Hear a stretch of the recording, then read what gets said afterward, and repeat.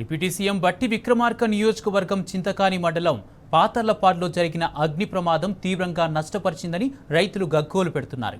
ప్రభుత్వం మొక్కజొన్న కొనుగోలు చేస్తామని చెప్పి కొనకుండా మోసం చేసిందని మండిపడ్డారు.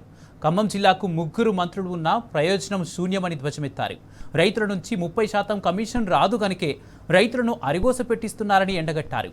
80 మంది రైతులకు చెందిన 120 ఎకరాల్లో మొక్కజొన్న పంట అగ్నికి ఆహుతైతే ఇంతవరకు ఒక్కరూ స్పందించలేదని దుయ్యబట్టారు. కానీ కాలి బూడిదైన మొక్కజొన్న విలువ 3 నుంచి 4 కోట్ల రూపాయలుంటుందని వాపోయారు. అగ్ని ప్రమాదం వల్ల సర్వం కోల్పోయిన రైతులను ప్రభుత్వమే ఆదుకోవాలని డిమాండ్ చేస్తున్నారు. దీనిపై మరింత సమాచారం ప్రతినిధి సాంబశివరావు అందిస్తారు.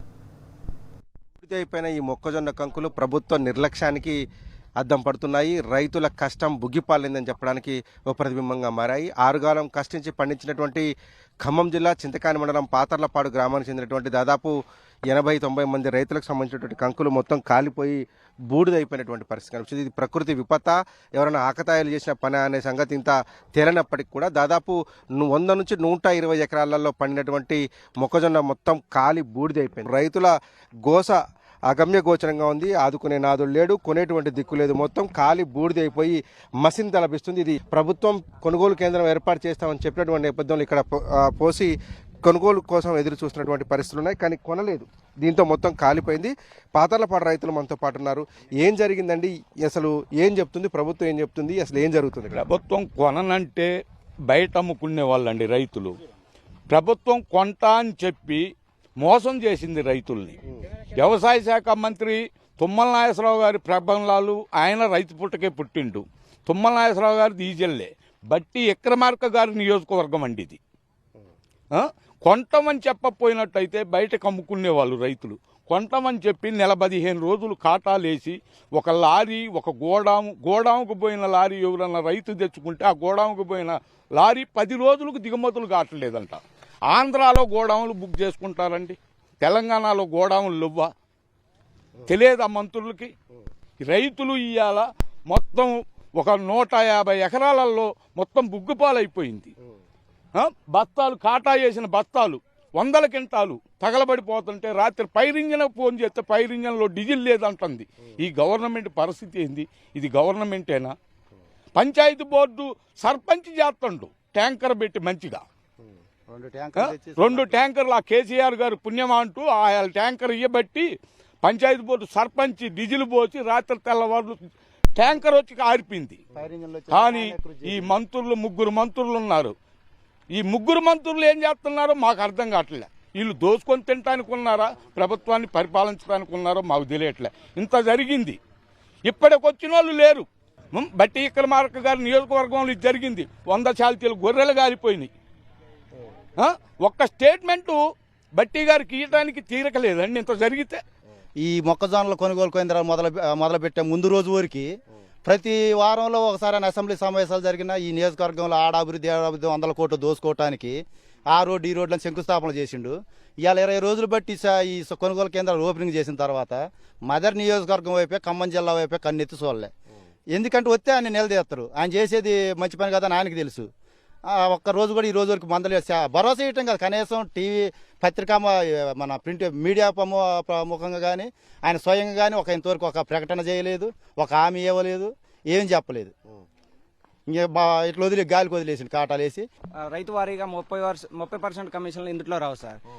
బట్టి గారు ఎన్నో ఎన్నికల ప్రచారానికి వచ్చినప్పుడు నాకు ఈ నియోజకవర్గంలో అణువు తెలుసు, ఇంచె తెలుసు, అంగళం తెలుసు, అడుగు తెలుసు అని ఎన్నో కాకమ్మ కథలు చెప్పి డబ్బు పెట్టి ఓట్లు కొనుక్కొని గెలిచిన ఎమ్మెల్యే తప్ప మనుషులు ఓట్లు ఎత్తే గెలిచిన ఎమ్మెల్యే కాదండి. అతనికి ఎలా చిత్తశుద్ధి అనేది అతనికి ఎలా ఉంటుంది? ఉండదు. అందుకు రైతు అనేవాడిని పట్టించుకునే గవర్నమెంట్ కాదండి. కరోనా టైంలో మీకు గుర్తుందో లేదో, కరోనా టైంలో రైతు అనేవాడు బయటికి రాకుండా కళ్ళంలో కలాసులు కాటా ఎత్తే లారీ ఎవరి పొలం అయితే ఉందో వాళ్ళ పొలం దగ్గరికి వెళ్ళి లోడ్ ఎత్తుకొని వెళ్ళిందండి. ఈ రోజుకి 24 రోజుల నుంచి 1 రోజులు అవుతుందండి. ఒక్కొక్క లాటు కాటా వేసి ఒక్క బత్త కాదు కదా, ఒక గింజ కూడా కళ్ళం నుంచి బయటకు వెళ్ళలేదు. వాళ్ళు రాజులయ్యారు, రైతుల్ని దరిద్రం చేశారు. వాళ్ళు రాజులయ్యారు. రాజులు ఎందుకంటే పచ్చకండ వేస్తారు, రైతు పేరు చెబుతారు. వాడు ఎల్లయ్య గారు 10 ఏళ్ళు ఇచ్చిన, పుల్లయ్య గారు 10 ఏళ్ళు ఇచ్చిన, గంగెడ్డోళ్ళు చెప్పినట్టు చెబుతారు. వాళ్ళు బాగుపడుతున్నారు. వాళ్ళ కమిషన్ లాగట్లే, వాళ్ళ సంపాదన లాగట్లే. ఆ రోడ్డు శంకుస్థాపన అంటాడు, ఏడ ప్రాజెక్ట్ ఓపెనింగ్ అంటాడు, ఆడేది గింత గెలగెత్తడు, ఇది గెలగెత్తడు. రైతు ఏడ బాగుపడలే. రైతు బాగుపడదాని దమ్ముంటే రమ్మనండి. రైతు ఇక్కడ మొత్తం ఎంక్వైరీ చేయాలి. దమ్ముంటే రైతు వారి వచ్చి శ్రీనివాసరెడ్డి కానీ, ఈయన బట్టి గారు కానీ, తుమ్మలు కానీ రైతు ఎవడన్నా సంతోషంగా ఉన్నాడు అని కాంగ్రెస్ పార్టీ అని అడగమనండి. ఎవడు సంతోషంగా లేరు, ఎవరు ధనవంతులు కాలే.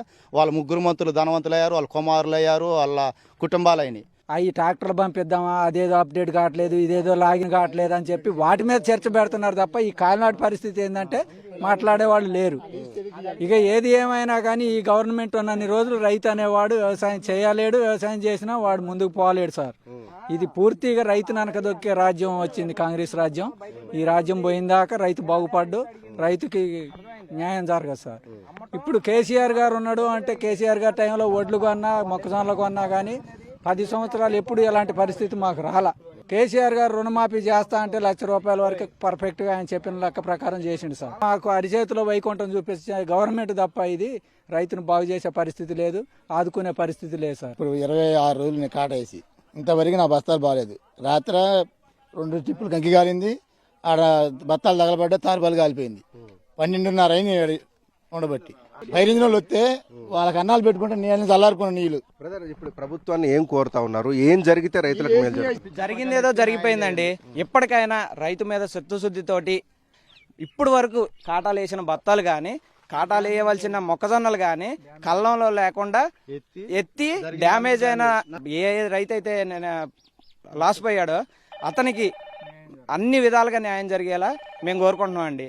ఇది ఖమ్మం జిల్లా పాతర్లపాడు రైతుల గోస. ఒకసారి మనం మొత్తం చూపించే ప్రయత్నం చేస్తాను. 120 ఎకరాలు మొత్తం ఖాళీ కుప్పైపోతే ఈ చుట్టుపక్కలనే దాదాపు ఇంకొక 3-4 వేల క్వింటాల పరిమాణంలో మొక్కజొన్న మొత్తం రెడీ ఉంది. నిన్న కొంచెం గతి తప్పి ఉంటే, కొంత మంటలు అదుపులోకి రాకుండా ఉంటే, ఆ సమయంలో కనుక చిరుజల్లులు పడి మంట అదుపులోకి రాకపోయి ఉంటే ఇక్కడ మనకు కనపడుతున్నటువంటి దాదాపు ఒక 20-25 కుప్పలు ఉన్నాయి. ఇవి కావచ్చు, అటుపక్క రోడ్డుకి అటుపక్క ఉన్నటువంటి కుప్పలు కావచ్చు, కొన్ని కాలిపోయినాయి ఉన్నాయి. దాదాపు ఇక్కడే మనకు ఒక 2-3 వేల క్వింటాల మొక్కజొన్న కనపడతా ఉంది. చుట్టూ